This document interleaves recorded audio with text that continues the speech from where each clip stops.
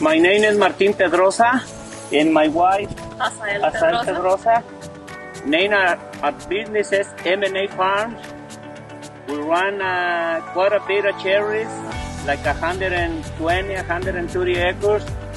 Farming is not easy, but I like what I do. How many generations in farming? I'm the fruits, and hopefully my sons taken over, and my grandsons. What extra step are you taking for food safety this year? Safety for us and for the families that they buy the fruit, for everybody.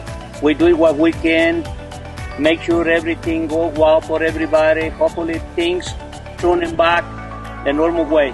We are proud to be American farmers. We serve the best food safety and quality in the world, from our family to your family.